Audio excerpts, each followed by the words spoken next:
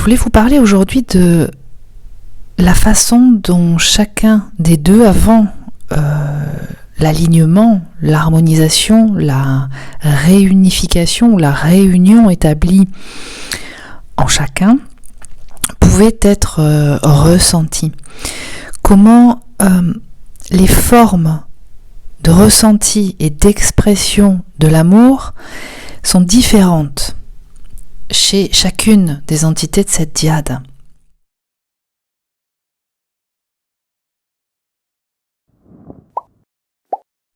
On a vu, et probablement vous aurez saisi, que au moment de cette rencontre, ou de cette reconnexion, eh bien, la manifestation de chacun, dans son expression, dans sa capacité de percevoir le monde, l'environnement et soi-même, est complètement différente. Donc il s'agit vraiment de deux êtres qui se manifestent sous certaines formes de façon différente, qui ressentent à certains endroits alors que l'autre ressent à d'autres endroits, et comment finalement tout ça, durant un certain temps, a du mal à se rencontrer. Donc ils sont différents, mais ce qu'il en résulte de l'expérience de ce duo, c'est qu'ils s'apprennent. Ils s'apprennent comme jamais d'autres personnes auront pu leur apprendre à cheminer, à grandir, à évoluer.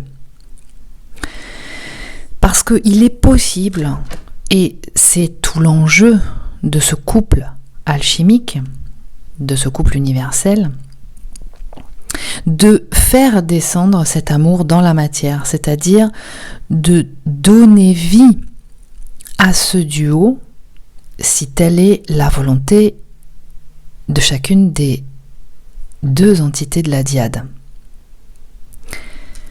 Alors avant de commencer, ou avant de continuer plutôt, je voulais vous rappeler l'événement de l'atelier Établir le canal qui aura lieu samedi 18 août à 14h, heure française. Donc si vous souhaitez venir y participer et avoir plus d'informations sur son contenu et ce à quoi il est destiné, vous pourrez aller voir sous la barre d'infos de cette vidéo.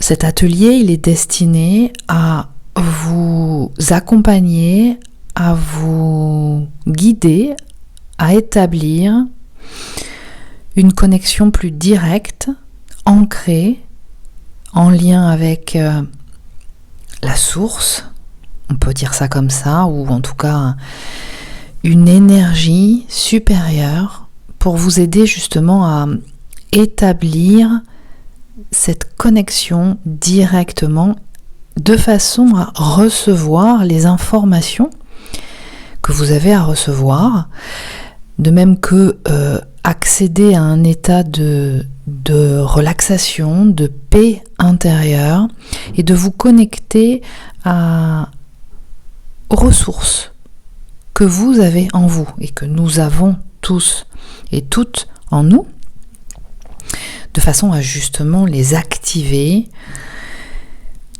pour soutenir votre cheminement dans ce chemin d'éveil de l'être à la conscience. Et puis vous signalez aussi que j'ai ouvert de nouveaux créneaux horaires durant la semaine. Donc si vous souhaitez aller consulter l'agenda en ligne, si tel est votre souhait de prendre un rendez-vous, je vous invite à le faire. Vous aurez ainsi plus de propositions. Alors la notion de l'amour. La notion de l'amour dans ce duo, dans cette dyade, avant l'équilibre, avant l'harmonisation, avant d'atteindre ce moment où on est, comme on dit, aligné intérieurement. C'est-à-dire que le féminin et le masculin de l'être sont équilibrés, il n'y a pas de prédominance de l'un ou de l'autre en soi. Ce moment où les informations encore situées dans ce cloud, cette banque de données informationnelles inconscientes, arrivent à conscientisation par transcendance, ce moment où on est pleinement incarné tout en étant relié à l'énergie et à l'information de la source, du champ quantique ou du grand tout, appelez-le comme vous le souhaitez, eh bien, il diffère d'une entité de la dyade à l'autre. Alors, qu'en est-il dans la façon de ressentir et d'exprimer ou de se représenter l'amour, notamment au niveau du couple, mais pas que, ça peut être aussi au niveau amical. Il y a différentes formes d'amour, mais là, on va s'attacher à développer la notion de l'amour au sein d'un couple. Un couple manifesté dans la matière. Concernant la prédominante subconsciente, donc la prédominante yin, qui peut, dans le cas d'une identification de haut potentiel, eh bien, qui correspond à un haut potentiel émotionnel. On a vu que chacune de ces entités de dyade a intégré en elle des formes d'intelligence qui sont différentes de celles de l'autre. Donc il y a certaines formes d'intelligence chez la prédominante subconsciente ou prédominante yin, des formes d'intelligence qui sont liées à tout ce qu'on pourrait nommer conscience émotionnelle ou énergétique et conscience spirituelle. C'est tout ce qui est de l'ordre de l'intangible. Donc la prédominante subconsciente, elle, détient et a intégré tous les codes énergétiques, intangibles, donc spirituels. Elle a cette capacité à capter les informations sans qu'elles ne soient traduites, manifestées dans la matière. Alors, peut-être qu'elles peuvent l'être à un moment donné, mais en tout cas, ce ne sont pas par les formes d'intelligence intellectuelle et physique qu'elle va capter les informations. Non, elle capte à un niveau non encore manifesté, ou pas forcément manifesté, ou même si c'est manifesté, il y a l'énergie qui est déjà présente. Elle a cette capacité de capter à ce niveau-là et au niveau informationnel, dans le champ quantique. Certaines personnes le nomment Akasha. Donc, elle a les codes spirituels, énergétiques, de ces consciences-là. On pourrait dire les codes du divin. Ce qui fait que elle a, en termes de notion d'amour, en elle, active l'énergie, les codes sources même de l'amour, mais pas forcément manifestés dans la matière. Elle ressent, elle est capable de ressentir l'énergie de l'amour, qui d'ailleurs est en toute chose, puisque nous sommes tous et toutes porteuses de cette énergie d'amour en nous. Tous les êtres, ce qui se manifeste sur Terre au travers de tous les éléments, participent à cette énergie d'amour. Donc la prédominante subconsciente, prédominante yin, ressent cette énergie avant même, quelquefois, qu'elle ne soit manifestée. Ou en tout cas, elle le ressent sans qu'il ne soit nécessaire ou qu'il n'y ait eu manifestation. Alors, sa façon de percevoir l'amour, de le vivre, de l'expérimenter, on pourrait dire qu'elle est très idéologique, idéaliste. C'est quelque chose qui est de l'ordre de la perfection, de l'harmonie, de la fluidité. Ainsi, la prédominante subconsciente va mettre tous les êtres au même niveau. Il n'y a pas réellement un être, qu'il soit humain ou animal ou végétal, qui puisse être supérieur à un autre. Tout est mis au même niveau, et y compris dans les êtres humains, tout le monde qui est manifesté, qui vit,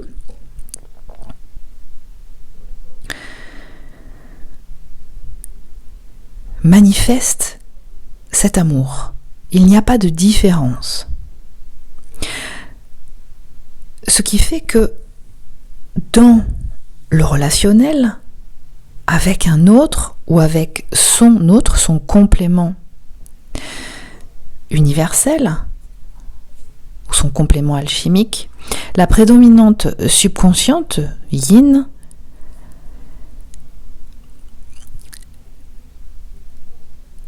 ainsi qu'avec d'autres personnes aussi, d'autres relationnels, va fonctionner selon un idéal. Un idéal qui sous-entend il ne faut pas qu'il y ait de conflit. Il faut que ce soit fluide. Et pas de conflit, ça sous-entend pas d'émotions involutives, c'est-à-dire de basse fréquence.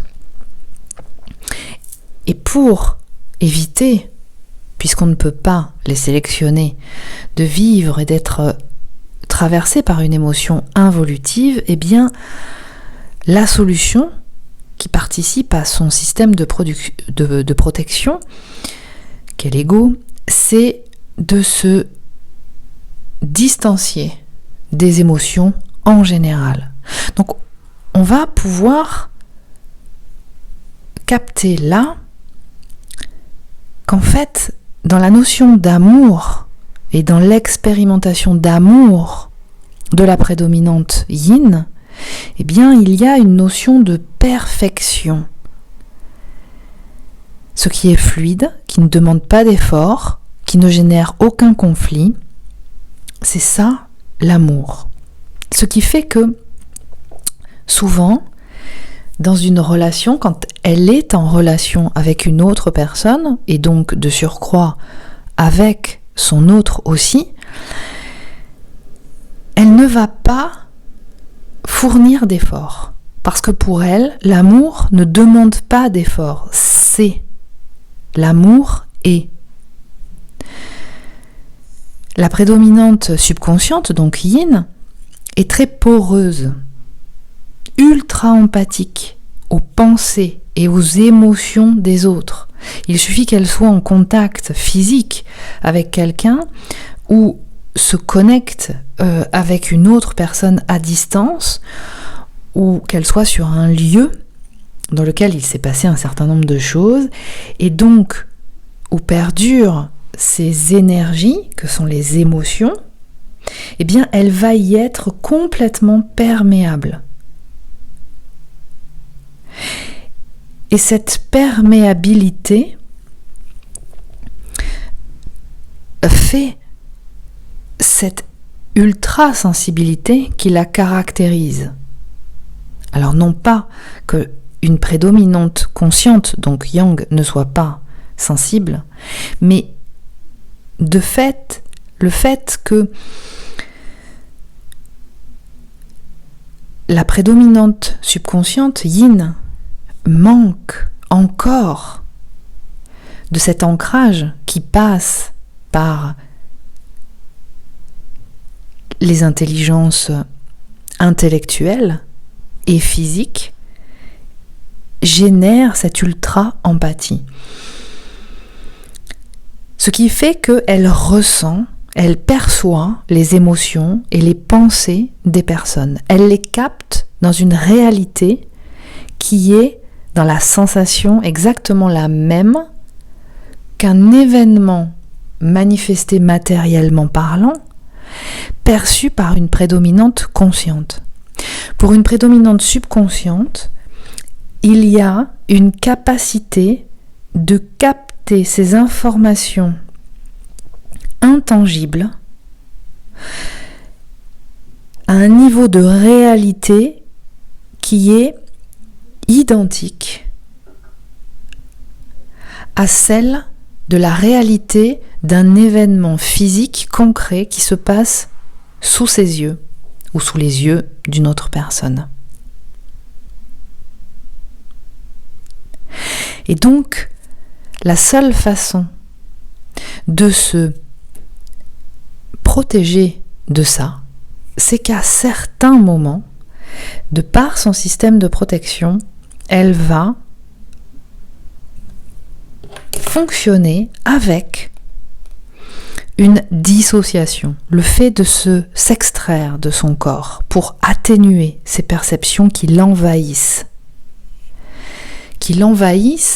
et qui génèrent en elle des sensations ultra puissantes qui peuvent l'amener même jusqu'à sentir être en train de mourir, qui est quelque chose de très puissant chez elle.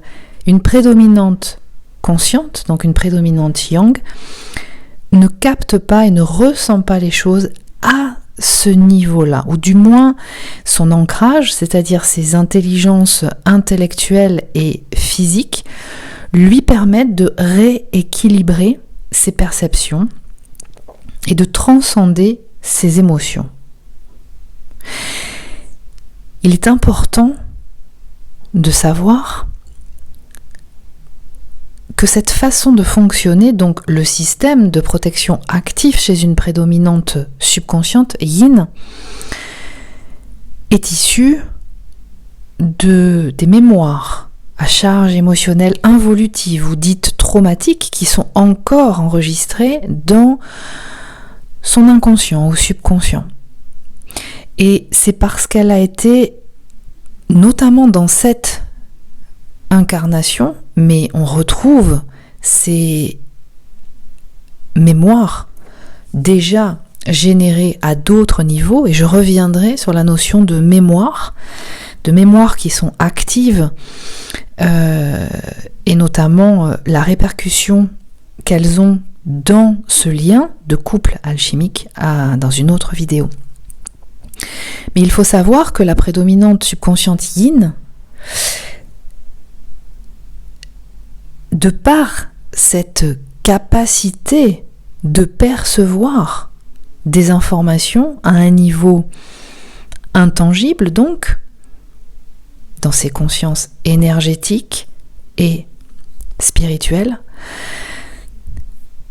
a fait que des enfants étaient persuadés que tout le monde fonctionnait de cette façon, était en capacité de capter ces informations. Et enfants étaient très authentiques par rapport à l'expression de ce qu'il ou elle percevait. Mais il y a eu beaucoup de censure du monde des adultes ou de l'extérieur avec d'autres enfants qui ont fait que, comme tout le monde ne capte pas ces informations, parce que tout le monde n'a pas cette capacité, eh bien ils se sont sentis incompris, ou ils ont senti que c'était dangereux de faire avec ces informations. Et ce qui s'est passé, c'est qu'ils se sont censurés. Ils ont préféré à un moment donné ou senti qu'il était plus sûr de ne pas partager ce qu'ils ressentaient et ces informations perçues, parce que ça créait une illégitimité en leur personne. Ils n'étaient pas entendus, ils n'étaient pas compris, ne sachant absolument pas pourquoi, puisque pour eux, pour une prédominante subconsciente ou une prédominante yin, percevoir ces informations à ce niveau-là est réel. Et puis il y a eu aussi des expériences de vie, de violence extérieure, où de par cette énergie d'amour qu'elle porte en elle, avec l'expression qu'on pourrait qualifier d'une certaine naïveté par certaines personnes, il y a un côté effectivement enfantin, naïf chez une prédominante subconsciente qui va perdurer encore, même adulte, et que l'on peut retrouver chez les enfants en bas âge ou en jeune âge. Et étant porteur de cette énergie et de cette conscience d'amour universel, elles ont été dans leurs expériences à différents moments, et ça aussi on y reviendra parce qu'il y a quelque chose justement à transcender à ce niveau-là, mais elles ont été à ce moment-là, ne sachant ni ne pouvant faire quelque chose par rapport à ça, se sont senties, ont expérimenté en fait une violence extérieure du monde adulte ou de certains autres enfants, et puis plus tard a perduré dans différentes expériences de vie par la suite, de la part des autres, d'une incompréhension. Et c'est ce qui fait que une prédominante subconsciente, donc une prédominante yin, par la suite s'est construit, entre autres, en s'empêchant d'exprimer ses ressentis, d'exprimer ses ressentis, et voire même à certains moments en utilisant sa capacité de se couper des émotions. Alors ce qui va faire que une prédominante subconsciente ou une prédominante yin s'empêche de rentrer dans l'expérience. De par ces capacités, ces intelligences très développées en elle, de capter les informations sans avoir à rentrer dans l'expérience,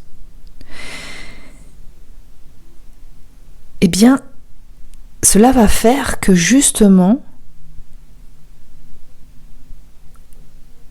ça l'empêche de rentrer dans l'expérience, donc de rentrer dans son corps et d'expérimenter au travers son corps. Une prédominante subconsciente ou yin elle sait les choses. Avant même qu'elles ne se passent, elle en a l'information. Elle ressent ce qui se passe chez l'autre, ce qui est ressenti chez l'autre, les formes pensées. Simplement, ce qui lui est demandé, c'est de passer par l'expérience pour intégrer un savoir, pour intégrer les codes de la matière. Donc, une prédominante subconsciente, yin, peut être ressentie par son autre complément universel, donc prédominante yang, et par peut-être aussi d'autres personnes comme étant dans une difficulté d'aimer. Mais en fait, ce n'est pas aimer qui est un problème pour elle. C'est d'y mettre les formes et d'y intégrer les codes de la matière pour pouvoir expérimenter l'amour au travers notamment de ce couple universel, et de donner vie à l'amour dans la matière. Et intégrer ces codes de la matière, eh bien c'est un challenge. Mais elle va y arriver, puisque ce duo va l'accompagner, la soutenir dans ce projet. Et c'est la même chose de l'autre côté. Du côté de la prédominante consciente, donc prédominante yang, et s'il y a une identification de haut potentiel, ce qui est le cas dans ces couples, chez ces couples, il s'agit d'un haut potentiel intellectuel. Et là, effectivement, aussi, il y a des formes d'intelligence développées qui ne sont différentes de celles de la prédominante subconsciente yin. Les intelligences bien intégrées chez une prédominante consciente, donc yang, sont les intelligences intellectuelles qui permettent de développer un cheminement intellectuel très abouti, avec des tenants, des aboutissants, un processus très développé, très défini. Et puis, cette forme d'intelligence corporelle, physique, elle est très connectée à son corps, dans la sensorialité. Et la prédominante consciente, yang, va expérimenter et manifester l'amour au travers de ces formes d'intelligence. Alors précédemment, concernant la prédominante subconsciente yin, eh bien, il va y avoir une facilité de se connecter à beaucoup d'êtres vivants, quel que soit humain, végétal, animal, minéral. Il y a vraiment une notion, il n'y a pas du tout de niveau, il n'y a pas du tout de hiérarchie. Au contraire, chez la prédominante yang, c'est différent. Il va y avoir, pour elle ou pour lui, cette nécessité, dans la notion d'amour, de manifestation dans la matière. L'amour, ça se traduit concrètement au travers de relations. Relations d'amitié, relations filiales et relations de couple. Et la relation de couple et l'amour dans la relation de couple pour une prédominante consciente, ça passe par l'authenticité. Alors l'authenticité dans une forme de communication très tangible, c'est-à-dire une expression orale ou écrite des émotions qui traversent, qui la traversent, ou qui est traversée, qui traverse l'autre, une expression des sentiments, une expression et une identification de ses besoins. L'amour, chez la prédominante consciente ou yang, induit la communication, une communication dans la matière et une écoute aussi, c'est-à-dire que dans la relation à l'autre, il est important aussi que l'autre puisse exprimer ce qu'il ressent, puisse exprimer les émotions qui le traversent, les sentiments qui l'animent, les besoins. Or, chez une prédominante subconsciente ou yin, qui n'est pas encore alignée ou harmonisée en elle-même, il y a une difficulté d'identifier le pourquoi, du comment je me sens comme ça, ou je ressens ça, d'où ça part, comment ça peut être transcendé. Donc, chez une prédominante consciente, le fait d'être en face de moments de silence est très déstabilisant et peut même signifier le non-amour ou la preuve de non-amour ou la preuve de je n'en ai rien à faire de ce que tu ressens. Et en même temps, le fait de ne pas exprimer ce qui est ressenti va être aussi perçu par une prédominante yang comme un manque d'intérêt et donc un manque d'amour. Chez une prédominante yang, il y a de l'intérêt, de l'intérêt qui est manifesté envers l'autre. C'est-à-dire, je te demande comment tu vas, comment tu te sens. On peut passer du temps à parler, même 2 ou 3 minutes chaque jour, ou tous les 2 jours, ou régulièrement, pour se donner des nouvelles, pour exprimer, raconter ce qui t'est arrivé, comment s'est passée ta journée, ce que tu as vécu dernièrement, ce que tu as ressenti, ce qui t'est arrivé, etc. S'il n'y a pas ça, eh bien, c'est vécu comme un manque d'intérêt, et donc un manque d'amour. Il y a le comportement aussi, le temps passé ensemble, qui est important, à faire des choses ensemble, physiquement. Les conditions qui sont mises en place, privilégiées pour la rencontre, sont importantes. C'est-à-dire le choix d'un lieu. On ne va pas se voir n'importe où, n'importe comment, c'est-à-dire entre 2 portes ou au supermarché vite fait comme ça. Non, il va y avoir l'importance de choisir un endroit qui est agréable pour les deux ou qui est cher aux deux ou à l'autre aussi, qui peut être cher à l'autre et avec l'envie justement de privilégier des conditions qui vont le faire sentir l'autre bien. Donc le choix d'un environnement particulier, avec des couleurs, avec une décoration, avec une musique, avec un environnement sonore, un environnement d'odeur aussi. Ça peut être le choix d'un restaurant ou d'une expérience qui va stimuler les sens, manger certains plats avec une certaine saveur, déguster certains vins ou certaines autres boissons, peu importe. Le comportement, l'attitude est synonyme d'amour, d'intérêt porté à l'autre. La prédominante consciente va aussi prodiguer des conseils. Dans le même ordre d'idées de l'intérêt porté à l'autre, et qui, de fait, aussi est une marque d'intérêt que l'autre nous porte, ou porte à la prédominante consciente ou prédominante yang, va se faire sentir par ça. En fait, l'amour va être ressenti au travers ça.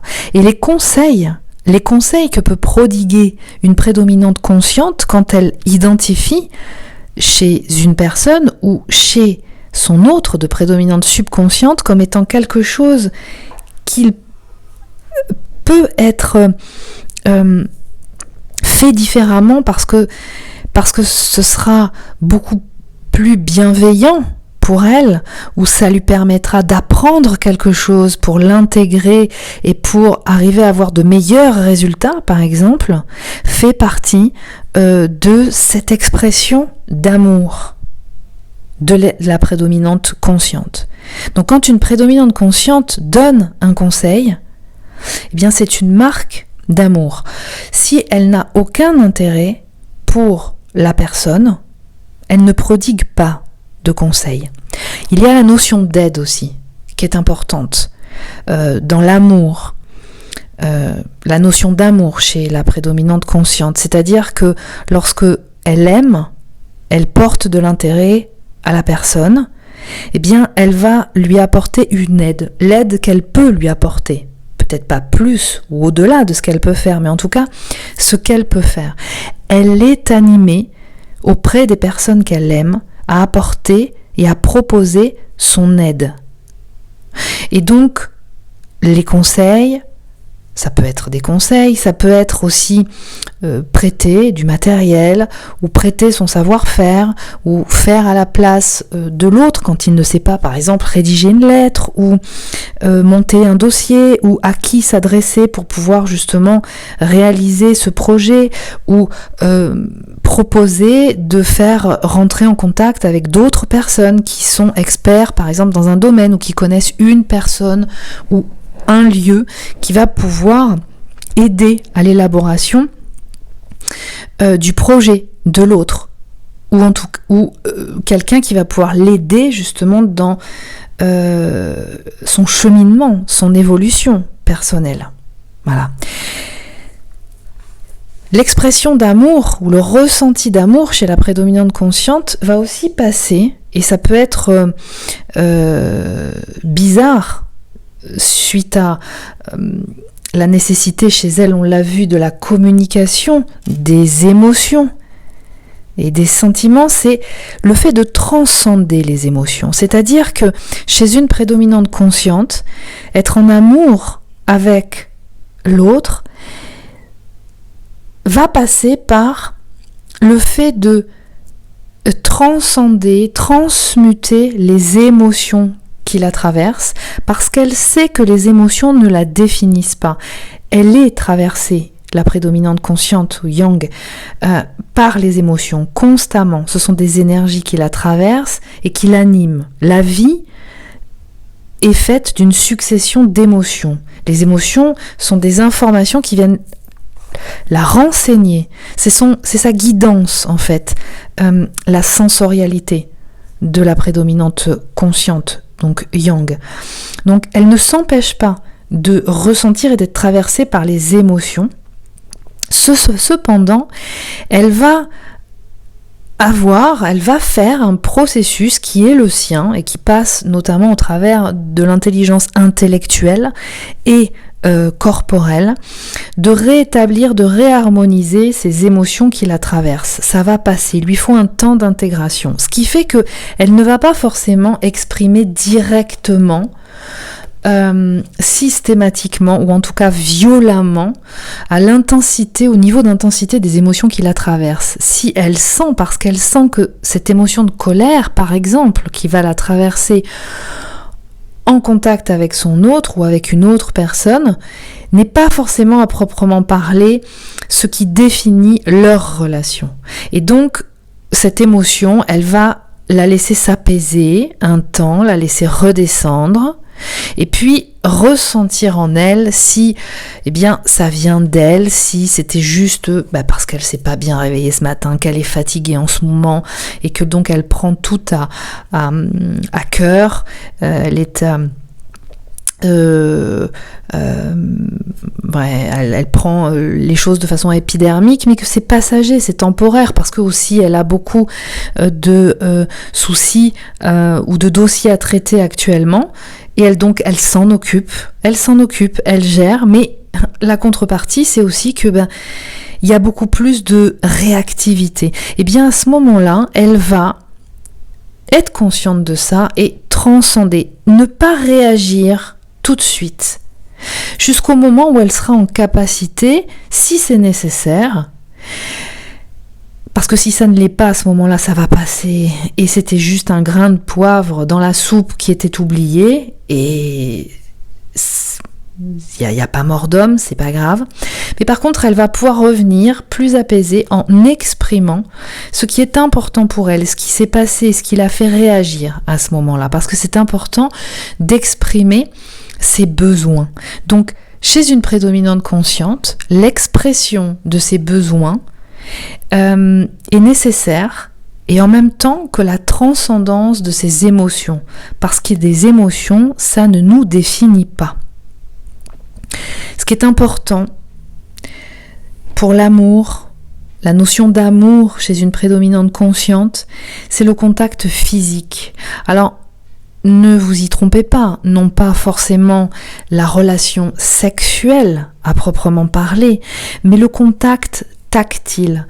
La prédominante consciente est sensorielle, c'est-à-dire que toute cette intelligence corporelle est très développée chez elle, et c'est sa guidance, c'est ce qui fait partie de sa guidance. Autant chez une prédominante subconsciente ou yin, la guidance qui est la sienne est très située au niveau spirituel et énergétique, qui peut capter des informations sans qu'elle ait à les décrypter au travers de la matière. Chez une prédominante consciente, yang, sa façon de capter les informations, et on pourrait dire même sa médiumnité, passe par le développement de sa connexion sensorielle. Le corps est un instrument d'une extrême précision. Et la prédominante consciente a besoin que ses sens soient activés dans la relation à l'autre.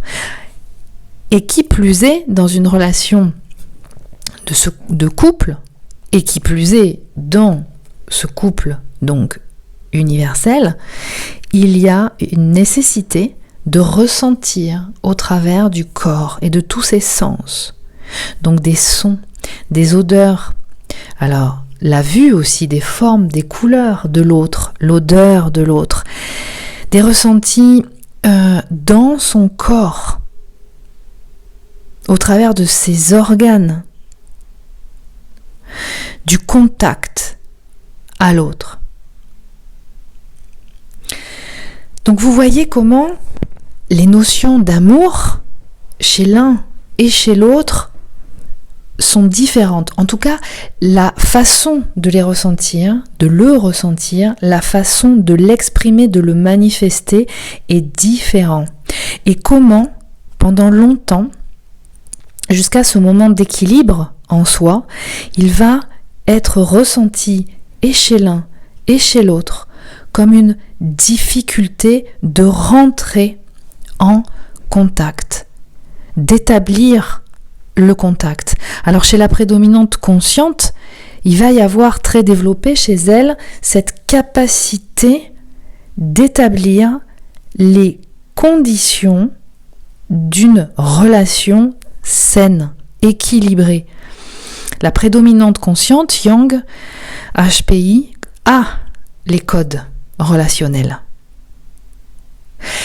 Alors que la prédominante subconsciente, Yin, ne les a pas, ces codes, et va ressentir de la difficulté à répondre malgré sa volonté d'entrer en relation avec son autre, parce qu'elle ressent cet amour, va avoir une difficulté à manifester, donner vie à cet amour dans la matière, et donc donner vie à ce couple dans la matière. Et la prédominante consciente, donc Yang, va apprendre à ressentir tout un tas d'informations au niveau spirituel, au niveau émotionnel, donc énergétique, des signaux indicateurs de l'amour. Comment l'amour, effectivement, est déjà en elle ou en lui, et tout autour de lui, et à identifier la manifestation et la vibration de cet amour. Alors lorsque les deux se rencontrent et durant un long moment, il va y avoir deux mondes qui vont se confronter et qui ne vont pas se comprendre. Mais le but, c'est justement de s'apprendre mutuellement, parce qu'enfin, ce qu'on peut expérimenter dans cette relation d'âme gémellaire, c'est que les deux ont besoin l'un de l'autre. Chacun a besoin de l'autre.